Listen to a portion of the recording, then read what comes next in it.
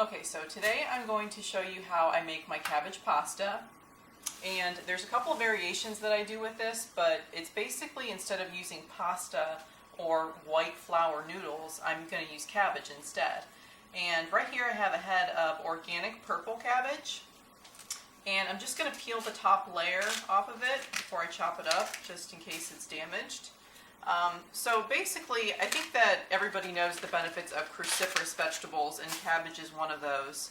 So this kind of fulfills that requirement, but if you look at the purple color of this cabbage, you can see that it's got a ton of antioxidants and vitamins that don't really register on any scale, but just that purple color really makes it a lot more healthier than the green cabbage.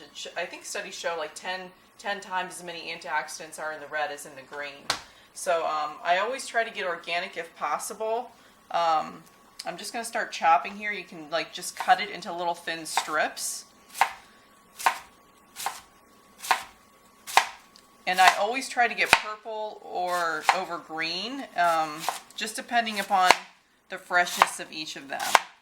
So I'm basically cutting it into shreds, shredding it into real thin strings, just like you would if you had pasta noodles.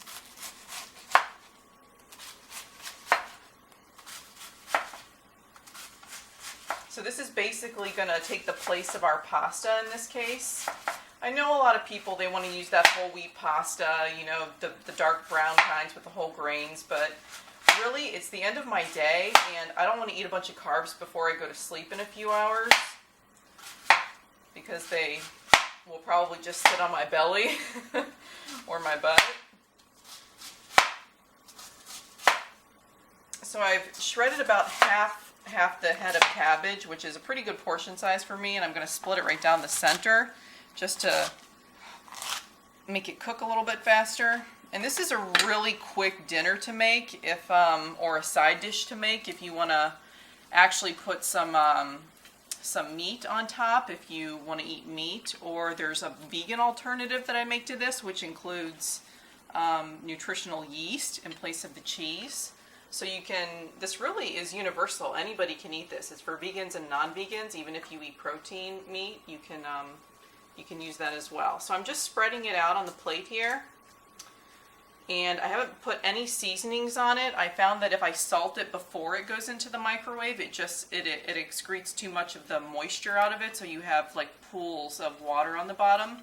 So what I'm going to do now is pop this in the microwave for about 4 minutes to see if it just wilts down a little bit, because you want that consistency of regular pasta. And I'll see you guys in a couple. So my cabbage is now steamed, and I'm just going to fluff it up a little bit with a fork to release some of that steam. And I'm going to put a little bit of salt on it because my pasta sauce isn't really too salty. It's a lower sodium pasta sauce, so I'm going to put a little bit of salt on top and mix that through first. And I'm also going to put a little bit of black pepper on it. Just a little sprinkle. So some of the other benefits of the purple cabbage, it's really high in vitamin C. So in addition to my pasta sauce, which has a lot of lycopene in it, I'm getting a ton of vitamin C with this dinner. And I'm just going to put some garlic pasta sauce on here. I like this organic version. It's pretty low calorie. And studies have shown that if you eat cruciferous vegetables with pasta sauce, your body actually absorbs more of the vitamins and minerals in it. It's a good food pairing combination. So I'm just dabbing this pasta sauce all across the top of my cabbage. And the heat from the cabbage will steam the pasta sauce, so you don't have to put it back in the microwave. I know that some people don't want to put pasta sauce in the microwave anyway because it tends to splatter if it gets too hot. So it's actually a good system, as long as you pull out the cabbage while it's still steaming hot. Now, as I mentioned before, sometimes what I'm going to do if I've just lifted weights that morning, or I want to have some more protein in my meal, I'll actually make a turkey. I'll grill some turkey up on the stovetop, and I'll just mix in the tomato sauce, and I'll kind of make like a meat sauce to pour on top of here. But tonight I'm going to go more of more of a vegan method. I'm going to put some nutritional yeast on it, which has a ton of B vitamins. So a lot of the vegans in the world, they actually use nutritional yeast to supplement their protein and their B vitamins so they don't get deficient instead of actually eating meat. So I've probably got about 1/4 to 1/3 of a cup of pasta sauce on here. And I'm just going to spread it around to give it a nice even layer. If you want to, you can toss this. I don't really feel like getting messy right now, so I'm not going to. So basically you have a thin layer of the pasta sauce on top. You can add more later on if you want. And then I'm going to put some nutritional yeast on top. And if you've never had nutritional yeast before, it has a cheesy taste to it.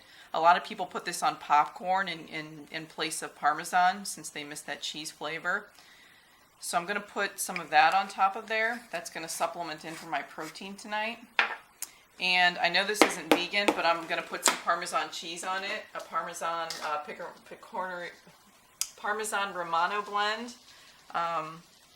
because I like my cheese. Okay. That's pretty much it.